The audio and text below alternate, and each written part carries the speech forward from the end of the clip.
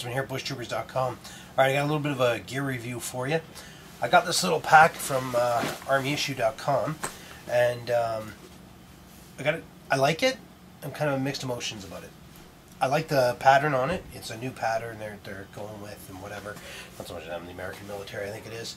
That's what he said anyway. It's made in China. I'm not a big fan of that. Alright, there's a little part, it's got some weak stuff about it. The price is really good.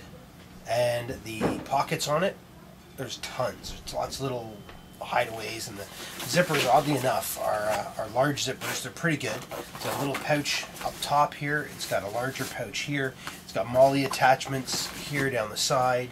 It's got a larger compartment here, right, to store stuff, which I got lots of junk in. It also has the largest compartment here, which again I have lots of junk in. It has cinch down side straps, so when you do it up, right, you can cinch it in and really bring it tighter to the body. It also has a Velcro portion here, which you can open up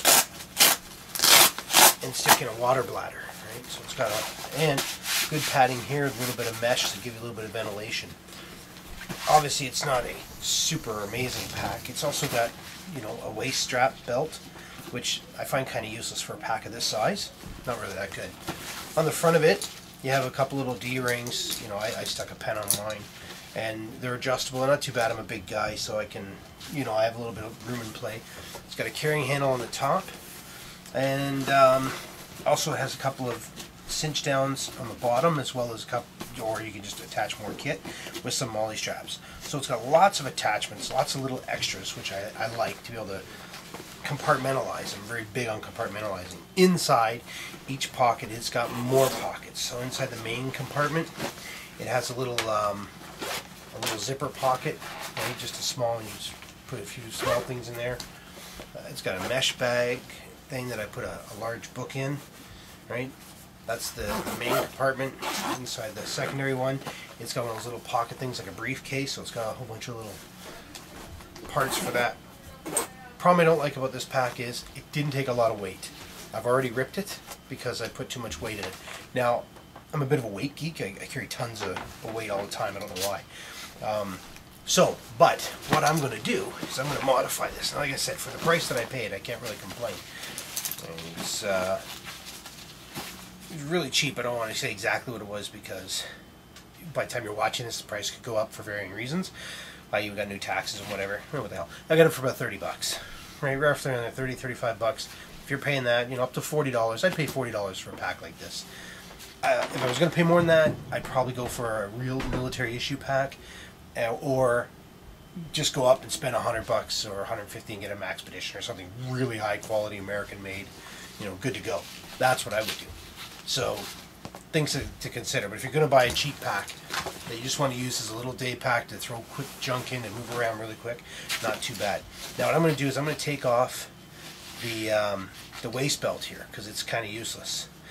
I'm going to re-sew it onto the front straps here, so when I'm wearing it, I'll have a chest piece. So the waistband, I won't have a waistband anymore because it's, like I said, it's useless. So I'll have the chest piece, I'll put a rig in there, I'll match up so it can clip, so I can take the clip that's already on there, and I've got it done. I'm also going to obviously repair the rip, so I'm going to repair that today. I'm going to put the things on here, and then for the extra strap that I have, because there's lots of strapping here, there's a good sized amount of strap. I'm going to take those straps, and I'm going to run them under the handle here, across the top, so you can see. So I'll move this handle, I'll run it right up under here, and down, so kind of do like almost a crisscross. So it'll go down over top, and also about 3 inches of strapping of the waistband.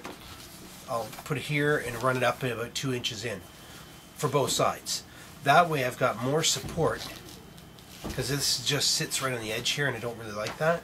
So it'll be supporting the top part of the bag, and it'll just give me a lot more strength, a ton more strength. And there you go. So that's what I'm going to do. Now, on that note, because I think that we should all keep your gear, you should know how to fix things. You should know how to sew. You should know how to screw things together, fix a few things. You have to be a welder and a carpenter and an electrician, all that sort of stuff. Not so much, but for the Preparing to Survive project, you kind of do, because you want to be able to be self-sufficient, not have to worry about stuff like that. So I'll zoom in on a couple of things I got here. I got this out of the dollar store, so I'll let you guess how much I paid for it. But it's a little bit of a sewing kit. Now what I like about it is, you notice it's got names for everything on there. So it tells you what these needles are for.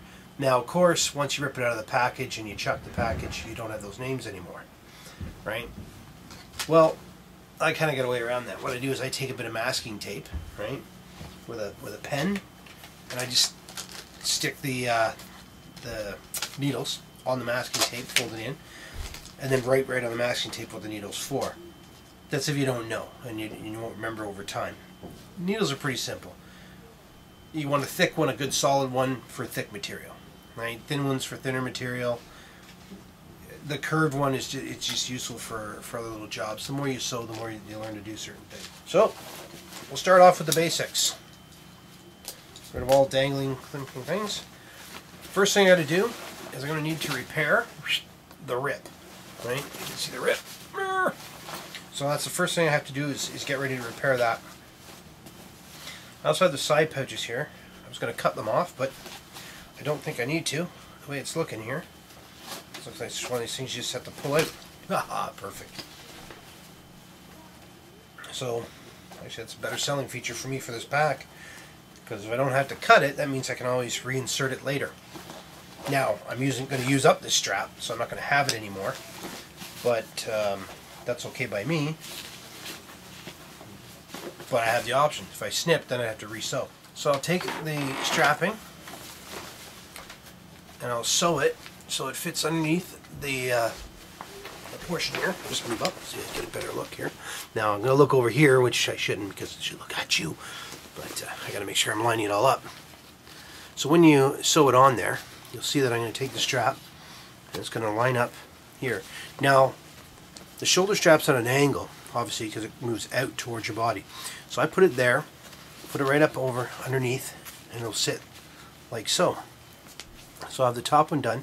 Now I've just supported, instead of the thing just sitting on these little threads right here, just for this portion, and sitting where it's ripped open because it couldn't take the weight, now it'll be dispersed between the weight on the edge here, as well as the 2 to 3 inches I have in here and going along here. Now the problem you're going to see with some of this stuff is waterproofing. People are going to say, oh my god, you're going to kill the waterproofing. This pack is not that waterproof. If I'm that worried about waterproofing, I put everything in a bag anyway. So, and I try not to get in that much rain and whatnot. So anything where there's paperwork, I do throw in a bag if I need to. This is mainly just goes from my car into the building and whatever. Keep it simple that way.